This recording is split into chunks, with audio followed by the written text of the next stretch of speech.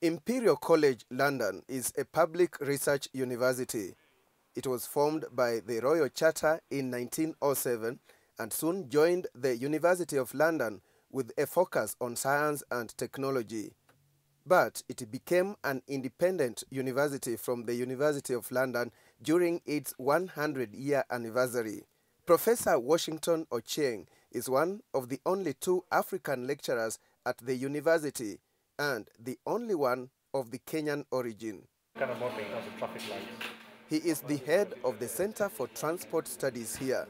We were part of the team that developed the first European navigation system. Everybody will be aware of GPS.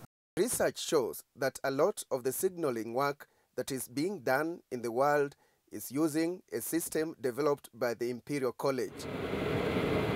In London, there is what is known as congestion charge.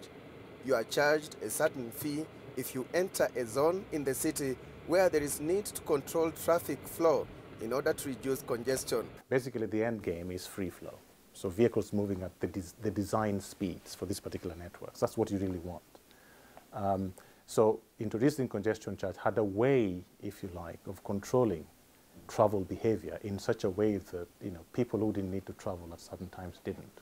So we have cameras installed which uses something called ANPR, automatic number plate recognition technology, to basically identify when you have entered the zone. And if you're driving a certain type of car, you'll be charged £8.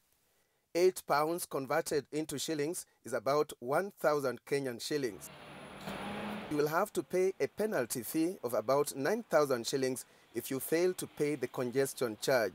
So we had, improvements, in the teens of percentages in terms of speed, for example, and later on settling down to around 10–12%. But for this to work, motorists need an alternative. There must be an affordable, safe and reliable public transport system, and that is what London implemented. Nairobi, on the contrary, is far from enjoying such a system. When I go to Nairobi, it's like a free-for-all, as you see. Things appear to be chaotic in a way. So I would say the first thing that needs to be done, if it hasn't been done already, is to produce a strategic and long-term transport master plan for the city. Now, that master plan itself has got to be truly seamless. It has got to be integrated. It's got to be multimodal in a way, and it has to be phased. This is to respond basically to the complexity of what you're looking at. So you decomplexify it, it phases. The other short-term measure Professor Ochieng says he would put in place if given a chance to manage transport in Nairobi is traffic signals that are well synchronized. Sometimes because traffic signals are not timed optimally, that in itself induces problems associated with congestion.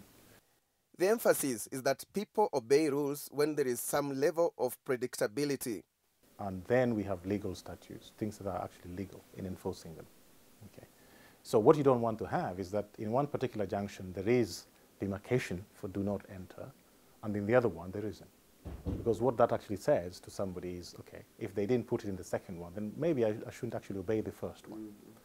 And that kind of scenario will be quite common in developing countries.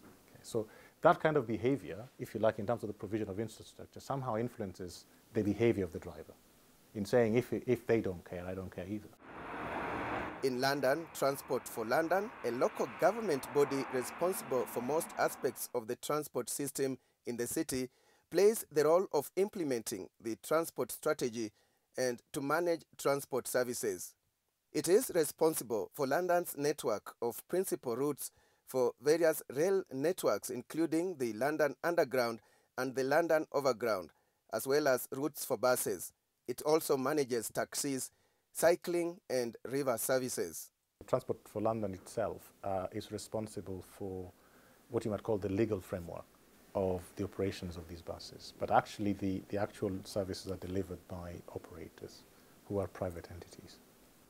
So basically Transport for London gives franchises through a competition process to potential operators who apply. Would the professor be willing to come back to Kenya in order to make a contribution to the transformation of transport systems in Nairobi?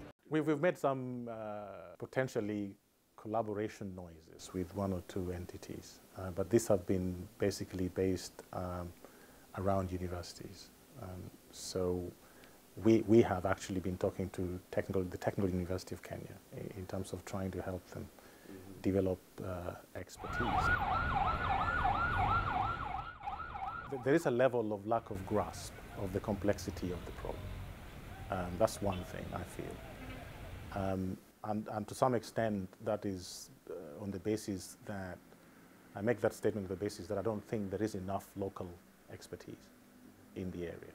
That's the first thing. The second thing is that to address them, it will require quite a significant level of investment.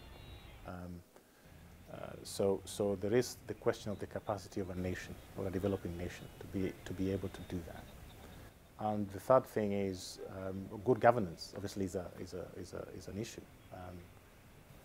Not accusing anyone, but what I'm saying is that significant investment that's required would have to go in at that amount. You know, it cannot go in at 10% less or 90% less, because what happens is that you probably end up getting what you think you wanted, but actually there would have been certain aspects of it would have been compromised, which would mean clearly that the life of the particular infrastructure is reduced, for example, or maybe it's not completely installed. Sasa, now, in a nutshell, observers say it is not that there are no policies, and it is not just a matter of crafting policies. That in Kenya the problem is lack of implementation, vested interests, impunity, corruption, among other obstacles.